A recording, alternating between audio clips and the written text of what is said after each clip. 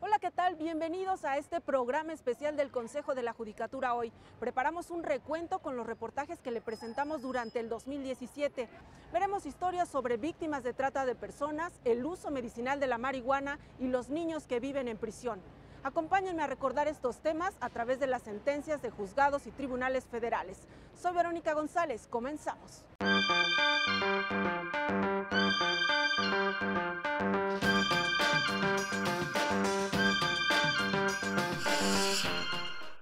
En septiembre de 2017, los mexicanos vivimos un episodio muy triste. 32 años después del sismo de 1985, la historia se repitió.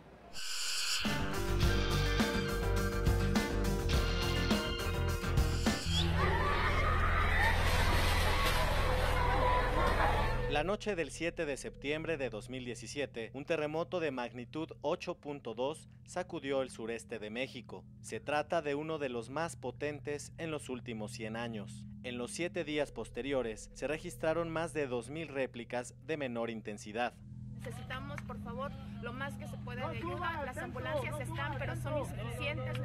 Cuando México comenzaba a recuperar la calma, a las 13:14 horas del martes 19 de septiembre, un sismo de magnitud 7.1 tomó por sorpresa a los estados del centro del país. Precisamente, 32 años después del terremoto de 1985, se revivía la catástrofe. ¡Que se salgan! La pared se rompió. ¡Que se salgan!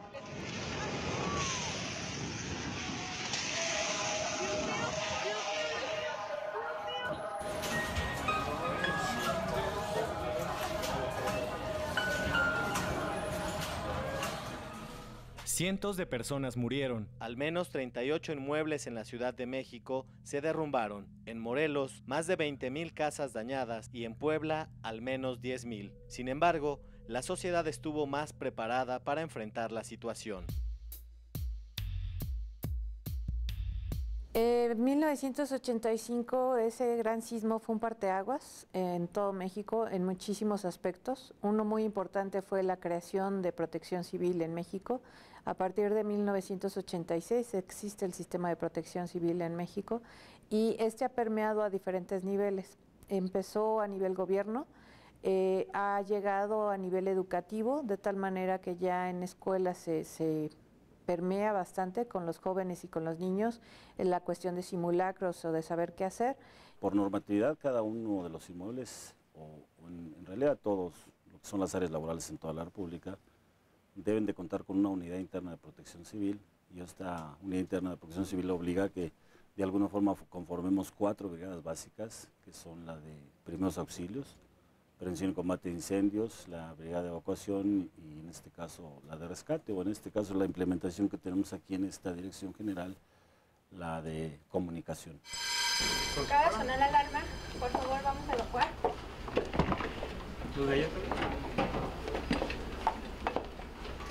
El Servicio Sismológico Nacional reporta al menos 40 sismos cada día.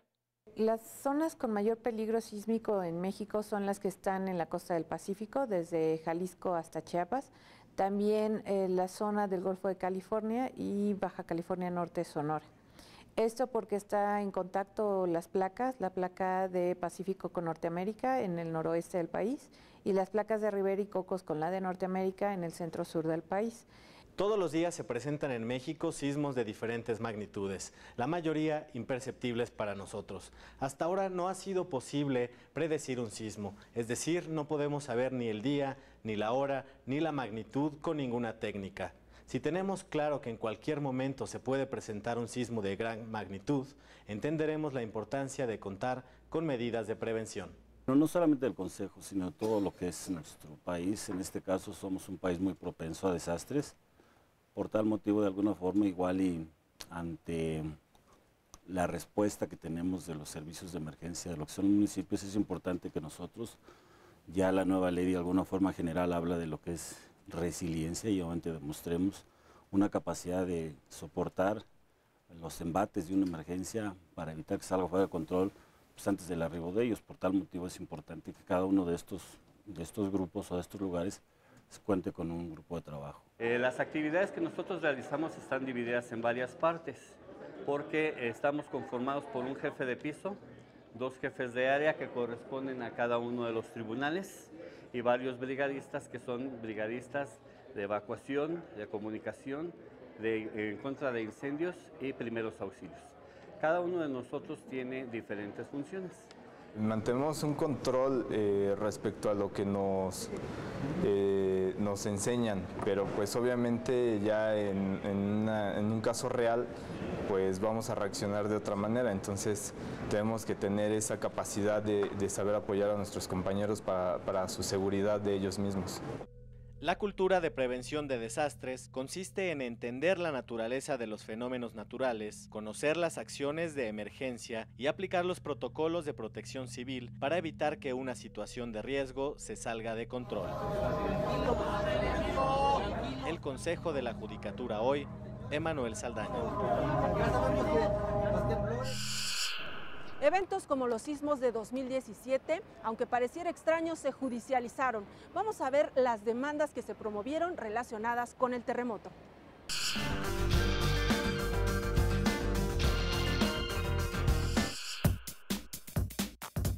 En días posteriores al sismo del 19 de septiembre, en las redes sociales se publicaron mensajes como este. Hola a todos, ¿cómo están? Estoy aquí dándoles un update de lo que ha pasado con mi mamá.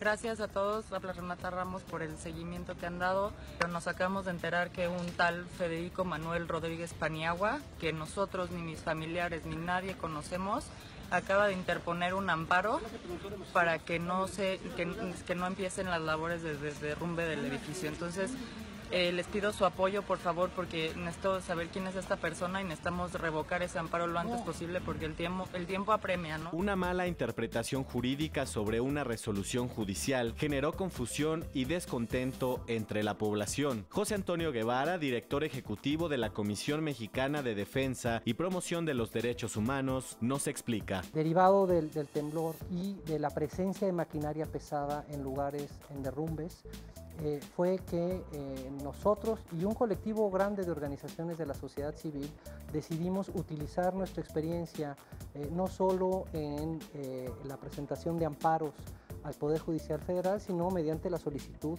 de medidas cautelares y precautorias a la Comisión Nacional de Derechos Humanos y a la Comisión Interamericana de Derechos Humanos. El defensor de derechos humanos asegura que el objetivo era justamente preservar la vida de las personas que aún estaban atrapadas bajo los escombros, y para esto la vía legal idónea es la suspensión del acto reclamado a través del juicio de amparo. Debemos de tener presente que el juicio de amparo está diseñado para salvaguardar los derechos humanos, y entre ellos el más importante junto con la salud es la vida. Entonces el juicio de amparo está diseñado precisamente para preservar la vida, entre otros bienes jurídicos que están preservados por la Constitución y tratados internacionales. En total se presentaron 14 juicios de amparo. 7 de ellos fueron desechados ya que los quejosos se desistieron.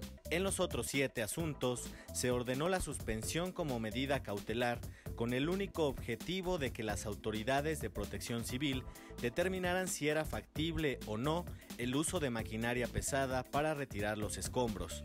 Lo que implica es que el juez de distrito, cuando es una demanda de amparo indirecto, tiene la posibilidad de ordenar que las autoridades que se señalan como responsables dejen de hacer lo que se considera va a ser lesivo a los intereses precisamente de la parte quejosa.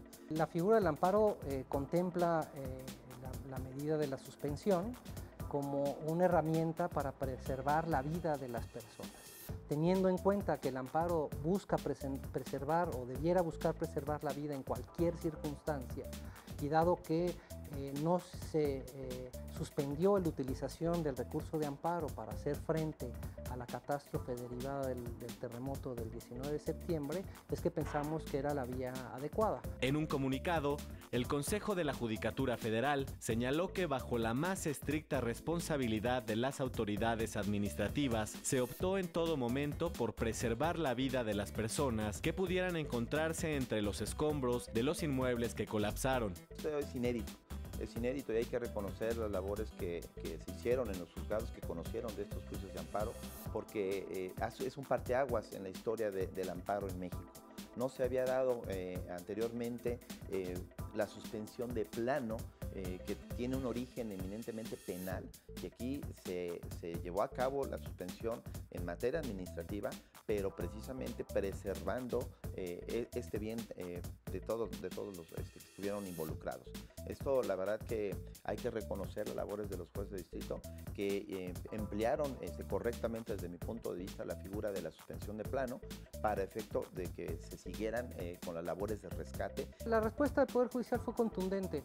Fue contundente no solo por su claridad, sino por la velocidad en la que actuó.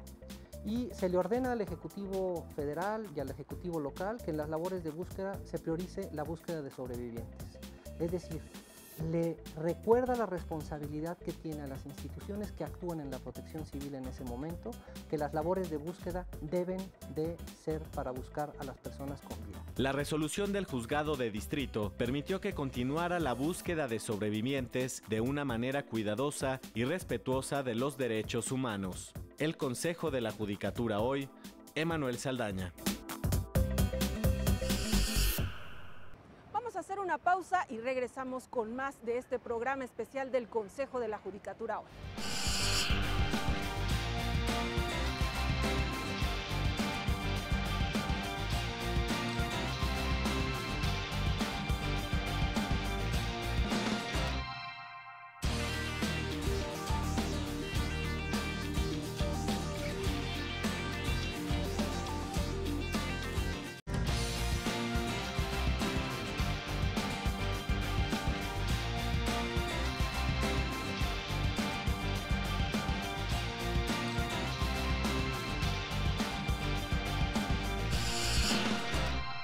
Se estima que en todo el mundo más de 12 millones de seres humanos son víctimas de la trata de personas. La mayoría son mujeres y niñas.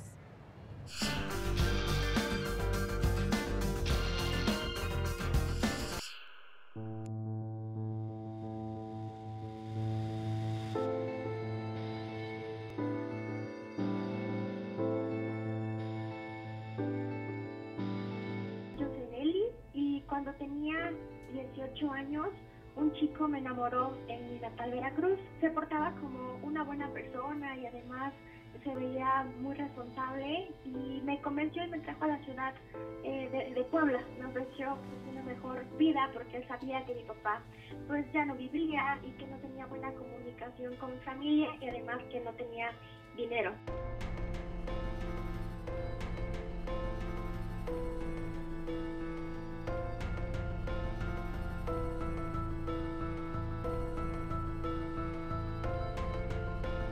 La trata de personas es un delito que implica la negación casi total de los derechos fundamentales de la persona.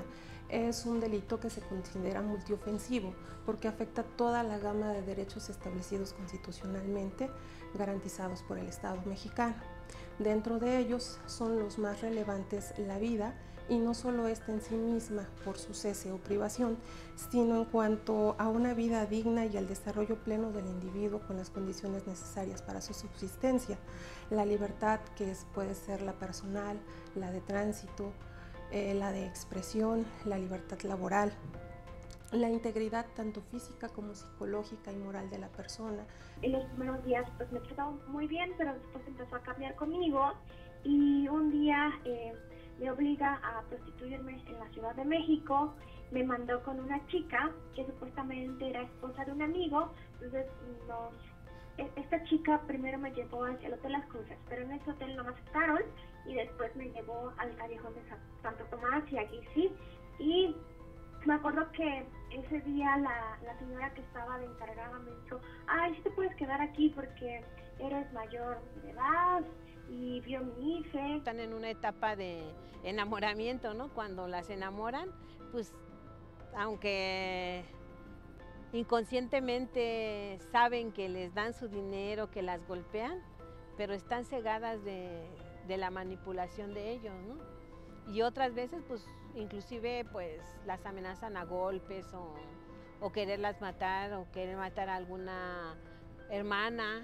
La mayoría les dice: si no cumples, me voy a llevar a tu hermana. Entonces ellas con el miedo, pues se quedan como quietas, ¿no? Me acuerdo que ese día pasé con uno, con el primero, con el segundo, y la verdad es que no lo podía creer. Entonces me salían las lágrimas y además me trataban horrible porque yo no tenía nada de experiencia y yo había dicho que yo ya había tenido experiencia porque el tratante me dijo que cuando me preguntaran que en dónde había estado, que les dijera que ya había estado en Tijuana, cosa que no era cierto.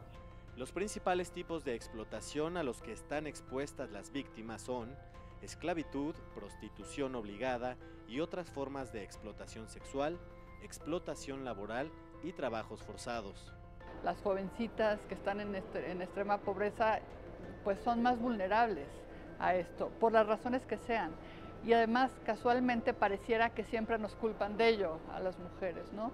Es por una construcción social y culturalmente aceptada que hace que la violencia hacia las mujeres, que la violencia contra nosotras se invisibilice, se niegue, parezca que es normal. Es una cuestión social que por supuesto que puede ser deconstruida, pero nos falta muchísimo tiempo para ello, ¿no? Que dejemos de ser consideradas nuestro cuerpo, nuestro afecto, nuestro físico como algo que debe de estar a disposición y para el goce o disfrute de los hombres, ¿no? En 2007 se expidió en México la ley para prevenir y sancionar la trata de personas. Posteriormente, el 14 de julio de 2012, se publicó una ley general para prevenir, sancionar y erradicar los delitos en materia de trata de personas y la protección de asistencia de las víctimas. Aunque aumentó el número de personas detenidas en comparación con las que se registraron en 2007, no todas han sido sentenciadas como tratantes. De acuerdo con organizaciones civiles, muchos de los detenidos han sido absueltos por falta de pruebas. No me asumía como víctima, yo no sabía que era trata de personas, yo no sabía que había personas que se aprovechaban de otras para sacar un beneficio económico. Entonces realmente al gobierno no le importa a las víctimas de trata, les importa estar cerrando los lugares de trabajo de donde ejercen las compañeras su oficio y estar incautando los inmuebles, porque ni siquiera para las víctimas que realmente han encontrado, ni les han dado un apoyo para que sigan su vida, ¿no? Al poco rato otra vez las volvemos a ver en los lugares ejerciendo el trabajo. ¿Por qué? Porque no se les dio un seguimiento de verdad. Hasta la fecha, no se cuenta en nuestro país con una estadística que realmente permita evidenciar la incidencia de este delito. Lo expuesto en el Diagnóstico Nacional sobre la Trata de Personas en México, realizado por la Oficina de Naciones Unidas contra la Droga y el Delito, reveló que entre el año 2009 y 2011 se registraron solo 629 averiguaciones previas en el fuero común y federal. El Consejo de la Judicatura hoy, Emanuel Saldaña. ¿Qué sucede cuando una persona padece una enfermedad terminal y necesita un medicamento hecho a base de marihuana? Este asunto fue resuelto en un juzgado de distrito. Veamos.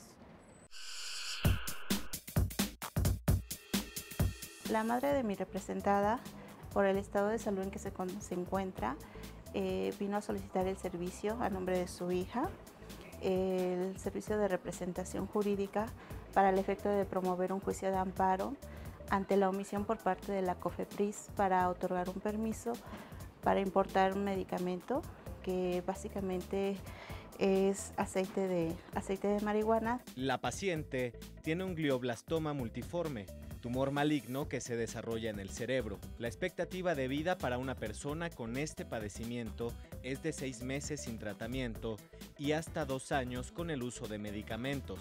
Los tumores hay de muchos tipos. El glioblastoma multiforme es el tumor más maligno que existe dentro del sistema nervioso central, dentro del cerebro, y depende de la localización, pues también es qué tan rápido va a mostrar síntomas o no, y dependerá también del área de donde esté. En este caso, los médicos consideraron que el uso de un medicamento hecho a base de marihuana podía detener el dolor y las convulsiones. El conjunto de células de neuronas que están en diferentes áreas hacen ciertas funciones. Cuando viene una convulsión es porque un grupo de neuronas en conjunto empiezan a descargar más electricidad de lo normal y entonces eso es lo que produce la convulsión. Sí se utiliza medicinalmente, pero para casos muy específicos y muy particulares. Es decir, no es para uso para cualquier padecimiento ni para cualquier paciente. La Ley Federal de Salud Si bien es cierto no lo prohíbe como tal, pero sí pone limitantes. Esas limitantes sirven también para, no solo para COFEPRIS para negar la importación, sino también para la aplicación como médicos. Ahí solamente maneja determinadas hipótesis. Lamentablemente el aceite cannabinol no está contemplado. Por eso es que se necesita una autorización especial. En México, solamente con una orden judicial puede otorgarse el permiso para importar medicamentos derivados de la marihuana. Fue así que la asesora jurídica federal Adriana Olvera promovió un juicio de amparo, que en este caso consiste en que se otorgue de manera inmediata el permiso para la importación del medicamento. El juez federal nos otorga la suspensión provisional. Así, con una estrategia legal adecuada y oportuna, más una resolución judicial que protege el derecho a la salud, una mujer con una enfermedad terminal pudo hacer efectivo un derecho que garantizan tanto la Constitución y los tratados internacionales. Ella no tuvo que esperar a la resolución final del juicio porque tal vez para ese momento habría sido demasiado tarde. Estamos hablando de la salud y de la vida de una persona. Cuando la señora viene ya traía muchas opiniones, estoy hablando de 6 opiniones de neurocirujanos, de oncólogos quirúrgicos y de terapeutas, en el cual opinan que lo más viable para la paciente es la aplicación del aceite. En los países donde está regulado el uso de la marihuana, se estima que la venta para uso medicinal es 4 veces mayor a la venta para uso recreativo. En México, el consumo de la marihuana no está prohibido. No obstante, es un delito portar cantidades mayores a 5 gramos, asociarse delictivamente para producirla, transportarla, venderla, traficarla o suministrarla. La ley impone hasta 25 años de cárcel por estas conductas. El Consejo de la Judicatura hoy, Emanuel Saldaña. Vamos a hacer una pausa y regresamos con más sentencias destacadas de tribunales y juzgados federales.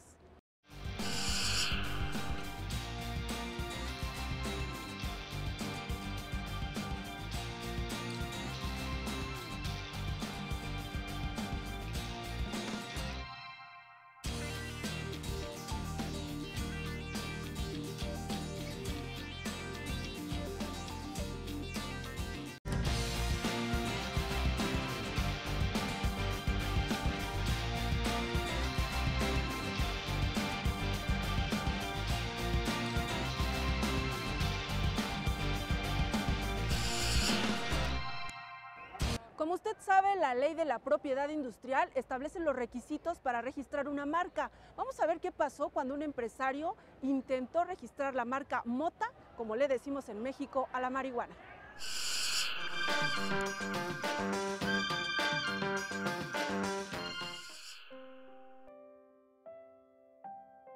En el Instituto Mexicano de la Propiedad Industrial existe 1.800.000 expedientes relacionados con el registro de marcas. De estas, 1 millón están vigentes. Son productos y servicios que consumimos todos los días. Somos de los países más rápidos y más eficientes en el registro de marcas. Estamos entre los 4 países en dar marcas más rápido en el mundo. Esto nos habla que damos marcas en promedio entre 4 o 5 meses. Se presentan alrededor, el año pasado tuvimos 145,000 solicitudes de marcas y otorgamos 120,000 registros. El otorgamiento de una marca se refiere a la protección de un signo distintivo. Este puede ser una palabra, un logotipo o una forma tridimensional o la combinación de estas. Existen algunas restricciones para el registro de una marca. Una de ellas, si el signo distintivo que se quiere registrar es similar a uno ya existente. La Ley de la Propiedad Industrial establece estas restricciones en el artículo 90. ¿Existe alguna otra fracción cuando una marca te describe las características o cualidades de un producto? Por señalar algún ejemplo, ¿no? El término dureza en los productos de materiales de construcción tal vez es una característica del concreto del producto. Entonces, no puede existir una marca que te describa, ¿no? Porque tu marca tiene que tener las características que tiene que ser distintiva, que sea diferente entre otras en el mercado. El INPI es la máxima autoridad en materia de registro de marcas. Especialistas hacen un análisis minucioso de cada solicitud para determinar si una marca es registrable o no. Asimismo encontramos otro impedimento por los cuales no es registrada una marca. Esto quiere decir que el signo distintivo, vuelvo a repetir, la palabra, la forma tridimensional o el logotipo vayan en contra de la moral o las buenas costumbres. Es un concepto, son términos muy amplios que convergen muchas ideologías, muchas formas de actuar, de pensar en la sociedad y en el comercio. Determinar si una marca va en contra de la moral o las buenas costumbres no es tarea sencilla. Es, como dicen los especialistas, entrar en un campo subjetivo. Así sucedió en el caso del empresario mexicano Juan Javier Maclis Mercado, quien solicitó el registro de la marca mota, palabra con la que se conoce a la marihuana. Edgar Javier Saucedo, abogado representante del empresario, narra los hechos. Su intención hace algunos años fue solicitar registros de marca para mota, para la palabra, la denominación mota, para amparar múltiples productos, no solamente productos farmacéuticos, sino también productos cosméticos, productos naturistas, ropa, la comercialización de productos, incluso café, bebidas, etcétera, ¿no? Su intención era generar un nuevo nicho de mercado para su empresa. Desde un principio, nosotros sabíamos que iba a ser un asunto, pues digamos, complicado. Y complicado porque existen muchas trabas por parte de la autoridad marcaria, en este caso el Instituto Mexicano de la Propiedad Industrial, respecto a este tipo de denominaciones, ¿no? Se solicitó el registro de marca para más de 20 clases distintas de productos, pero el INPI les negó el registro. Nosotros consideramos que emitió resoluciones carentes de sustento y fundamento, ¿no? Básicamente lo que el INPI decía es que, bueno, si nosotros presentamos un registro de marca para amparar, por decir algo, pastelería, el INPI estaba señalando o señalaba en estas negativas que eran descriptivas, la marca mota era descriptiva de la panadería porque esos productos podían contener marihuana dentro de su composición, situación que era completamente absurda. En un segundo intento, el empresario mexicano solicitó el registro de la marca mota, pero ahora con doble T.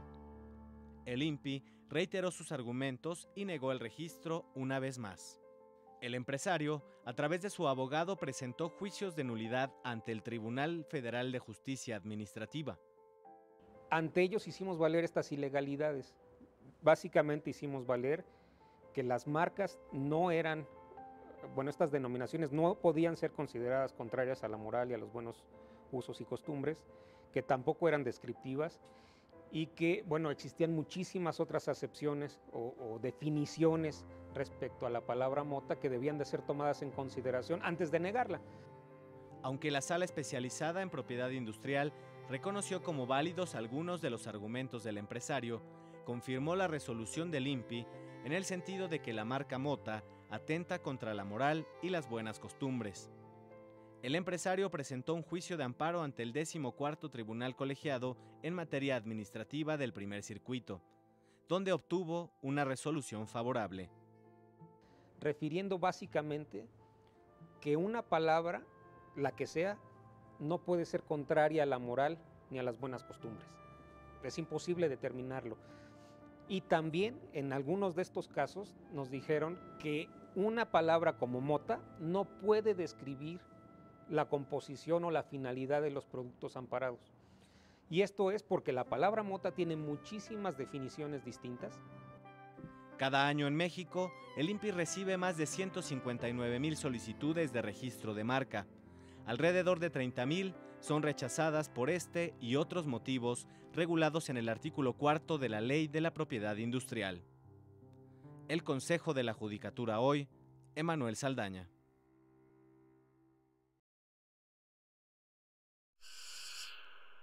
A lo largo de este 2017 le hemos presentado una serie de recomendaciones para ver cine relacionado con el mundo del derecho. Vamos a recordar una de estas reseñas.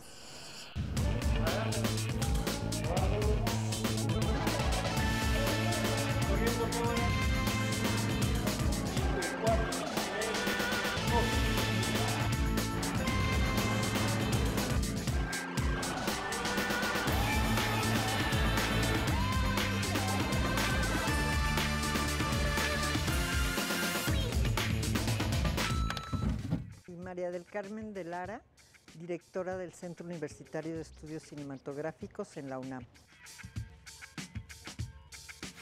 Mira, Presunto Culpable es una crítica al sistema judicial mexicano, donde de alguna manera nos revela cómo hay una falta de información para las personas que de pronto detienen y que estos sistemas se tienen que depurar. Creo que ha habido avances de cuando se hizo la película para acá, pero no deja de ser para alguien que se siente vulnerable, pues una situación que a veces no es clara, es decir, llegan sin una orden judicial, detienen una persona y en un momento dado esta persona inicia un proceso que nunca les es claro cómo se va a ir llevando. Creo que eso, a pesar de que existen nuestras leyes, la película lo que denuncia es que las leyes no siempre están apegadas a la realidad que están viviendo los sujetos. En ese sentido, el cine y en esta película que hacen Roberto Hernández y Laida Sansores de Presunto Culpable, tienen una visión específica de alguien a quien se acusa de una situación y que realmente no es finalmente el culpable de la situación, y hay todo un sistema jurídico que va enredando la situación, volviéndola confusa, volviendo cada vez más vulnerable a algunos de los personajes y no llevando realmente la situación a que se transparente, a que esta persona pueda saber cuáles son sus derechos, cuáles sus obligaciones y sobre todo se empieza a utilizar también pues una situación donde se está hablando de que este sistema que ahora ha cambiado con el sistema oral debería de tener ciertas maneras en que se construyeran las situaciones para las personas, de tal manera que efectivamente alguien que no ha estado involucrado en los sistemas jurídicos, es decir, alguien que no es abogado, alguien que no es un representante legal, un juez, etcétera, puede entender en qué proceso está inmerso. Porque hay como una situación que pasa en cualquier país que es, primero es el miedo, frente al poder, frente a esta serie de cuestiones, lo primero que se instaura es el miedo. Y la película te deja ver cómo esa situación de miedo en un momento dado vulnera más al personaje y realmente nunca es un juicio objetivo. Entonces creo que lo importante es que cada vez más se depuren nuestros sistemas legislativos, se utilice el cine como una forma de conciencia social de esta serie de problemáticas que existen a veces para quienes en un momento dado ven afectada su vida cotidiana, ven afectada su situación y muchas veces sabemos que en realidad todavía no son culpables, sino son presuntos culpables, que es como se llama la película. Y esa presunción debería de ser una presunción de inocencia, una presunción que le permitiera a la persona pues defenderse con la información adecuada.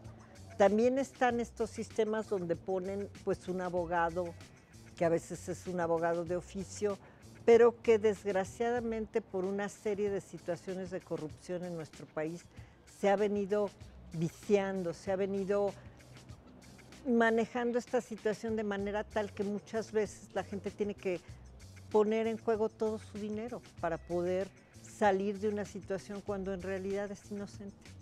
Entonces, esto consideramos que el hecho de que se ponga en la cinematografía este tipo de temas, pues sí nos deben de permitir como sociedad ser más conscientes, exigir más que los procesos que se están llevando a cabo de tipo legal puedan realmente tener mayor transparencia, puedan salirse de estos sistemas de presión y de corrupción que muchas veces se establecen más a partir de policías judiciales que tienen un interés específico, que van a recabar un dinero, que tienen ciertas cuestiones que no son claras y que no son transparentes y que más bien meten a la gente en un sistema pues, de clandestinidad, de corrupción, de falta de transparencia y no en un sistema que realmente lleve a la gente a entender que si infringió una ley, pues tiene que cumplir una pena.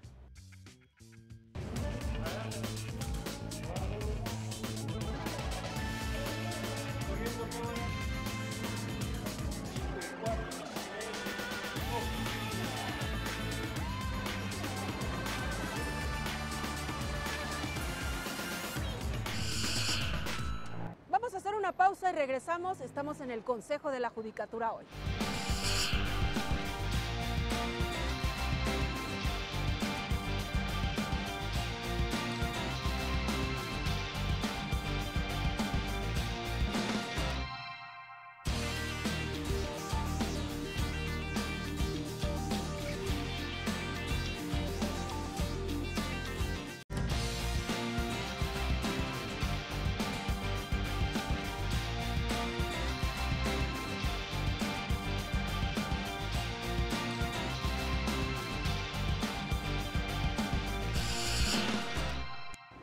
Organizaciones civiles estiman que más de 800 niños viven en prisión. Algunos de ellos fueron concebidos cuando su madre ya estaba presa. ¿Qué es lo que motiva a una mujer en situación de cárcel a tener un hijo? Veamos.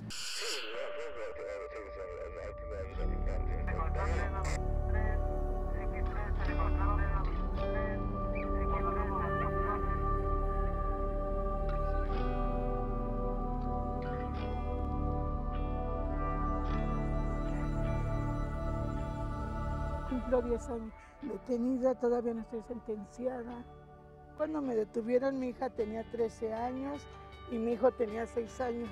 Mi hijo iba en primero de primaria, y mi hija ya iba en la secundaria.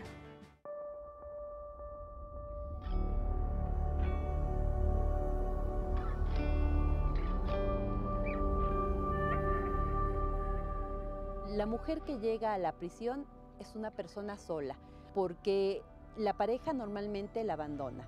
¿Cómo evadir esta realidad en medio de la corrupción, la violencia y el olvido? Algunas encuentran el alivio dando vida a otro ser. Decidí tener a mi bebé porque pues aquí la vida es muy triste. Llega el momento en que todo te da igual. El tener a alguien por quien echarle ganas, quien me acompañara, tener una esperanza, algo en que entretenerme, alguien en quien darle amor. Por eso decidí tener un bebé aquí. La hija de María ya tiene 1 año y medio. Es de sonrisa fácil y muy observadora. Cuando se tira por la resbaladilla es fácil imaginarla en un parque, pero no, ella vive en el penal de Santiaguito, en el Estado de México. Y es muy inteligente porque aprende las cosas muy rápido. Me pongo a cantar con ella, ya sabe colorear, sí sabe muchas cosas ya.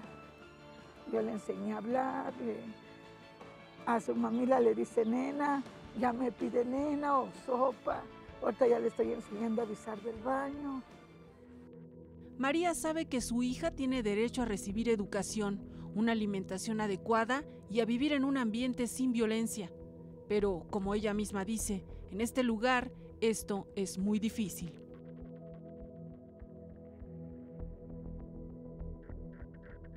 De repente sí es muy triste aquí, porque pues no viven muchas cosas. Aunque uno trata de darles todo. Ya cuando entiendo un poquito más ya le voy a decir que se va a ir con su hermana, con su abuelita. Y es que María solo podrá seguir jugando en este patio con su hija hasta que cumpla 3 años. Así lo establece la Ley Nacional de Ejecución Penal. La Fundación Reinserta un Mexicano participó activamente en su elaboración. Dentro de lo que regulamos fue el homologar la edad a los 3 años. Justamente por lo mismo, uno, para que no perdieran sus derechos, que no perdieran su oportunidad de un crecimiento y un desarrollo apto para su edad y que su condición de reclusión no vulnere su desarrollo. Es como todo, si tú le enseñas a cosas malas, va a aprender cosas malas, pero si tú le inculcas desde el principio valores y todo eso, pues yo digo que no, Angélica ya sabe que no debe de decir groserías. Sé que se tiene que ir y estoy consciente. Sé que me va a doler, pero sé que también va a estar mejor allá afuera y que no debo de ser egoísta.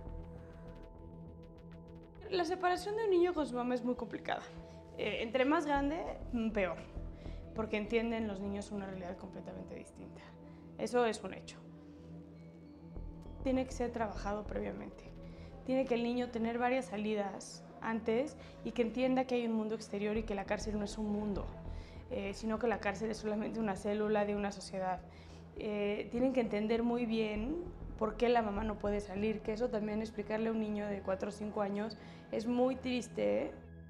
Es un problema que debe preocuparnos a los juzgadores, no tanto en el hecho mismo de juzgar, sino como una consecuencia. Saskia es psicóloga, Fernanda es abogada. Ellas saben que la cárcel no es la última parada de un delincuente y que si el Estado no los reinserta, tarde o temprano volverán a la vida que los originó. Y en ese trance, cientos de menores acompañarán a sus madres en prisión. Todos los niños tienen derecho a vivir en un entorno libre de violencia, a la alimentación, a la educación, a la familia, al juego. Tú como miembro de una sociedad involucrada y activa tienes que velar porque el acceso de estos niños a esos derechos sea en condiciones más o menos de igualdad. Por lo tanto, requieren de un trato diferenciado, ¿no? No vas a esperar que uno de estos niños acuda a la escuela normalmente. ¿Qué tienes que hacer? Bueno, llevar modelos educativos a los centros de reclusión para que ese derecho quede accesible para ellos, aún en sus circunstancias particulares. Sin embargo, esa situación se ve muy limitada por todas las carencias que viven dentro de la prisión y eso les obstaculiza en muchos casos el verdadero y real acceso a la justicia. Reinserta tiene estudios que documentan la existencia de 800 menores viviendo en prisión. Aunque celebran una ley que les brinda mayor protección, están conscientes de lo que hace falta. Es muy común en sistema penitenciario que se dé este peloteo en toda la gama de servicios y de derechos humanos que proveen las propias instituciones públicas, llámese salud, llámese educación, llámese lo que sea, ¿no? Dice, no es que le corresponda al sistema penitenciario, el sistema penitenciario dice, sí, pero es que yo no tengo una partida presupuestaria para eso, ¿no?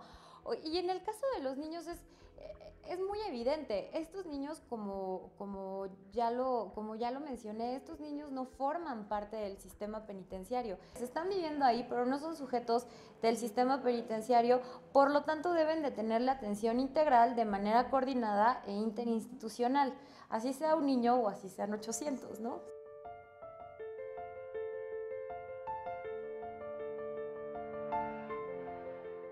Yo sé que cometemos errores, pero de los errores aprende uno. Y yo lo único que quiero es estar con mi hija, verla crecer y hacer una mujer bien de ella. Algún día voy a salir de aquí.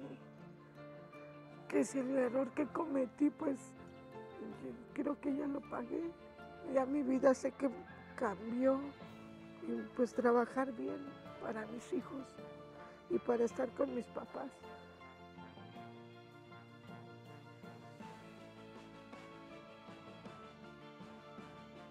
El Consejo de la Judicatura hoy, Verónica González.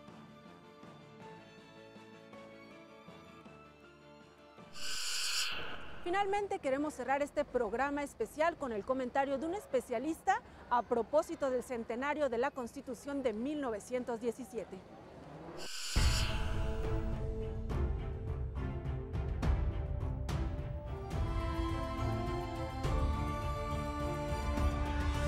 La política criminal se puede entender como la visión que tiene el Estado para tratar de evitar la comisión de conductas delictivas, por un lado, prevención, para tratar los delitos que ya se cometieron, de qué manera tiene que intervenir el Estado, qué modelo procesal, cuántas penas, qué tan graves, qué sí criminalizar o no.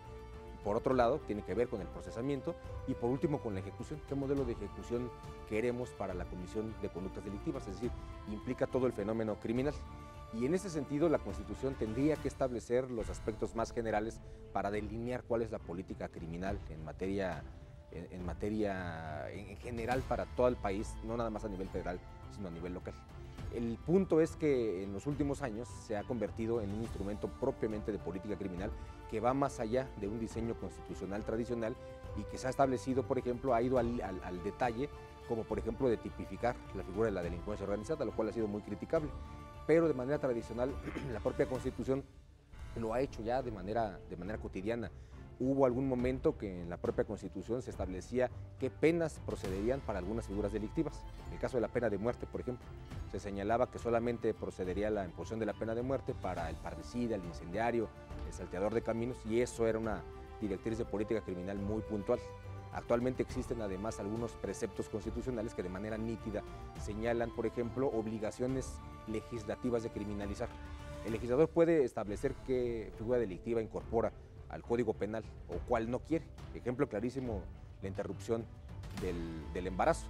Cada entidad federativa es libre de establecer si tipifica o no tipifica el aborto, por ejemplo. Pueden establecer ellos si crean o no un tipo penal en materia de maltrato animal. Pero la Constitución también está diseñada para obligar al legislador secundario a crear tipos penales en casos determinados. Y dice, por ejemplo, la persona que incomunique a otra tendrá que ser sancionada penalmente. Inferir tortura es también motivo de tipificación en materia penal. Delitos electorales, por ejemplo, ganar más que el presidente, por ejemplo, de la República, tendría que ser tipificado penalmente porque existen directrices político-criminales a través de la Constitución. Y esto es una parte que tiene que dejarse entenderse muy bien, porque las críticas que se han dirigido hacia la Constitución, que no tendría que ser un instrumento de política criminal, creo yo que son infundadas, porque además existe una gran tradición en términos constitucionales de establecer cuáles son las directrices que debiera tener, incluso a este nivel de obligar a los legisladores a establecer tipos penales y dejarlos en libertad de todos aquellos que no son esos, decidir si los tipifican o no. Ejemplo clarísimo decía el caso del aborto, que la propia Corte resolvió que no hay una obligación constitucional de tipificar esa figura, pero hay otros preceptos constitucionales que han incluso no solamente establecido la necesidad de tipificar, sino que han creado el tipo penal como en materia de delincuencia organizada.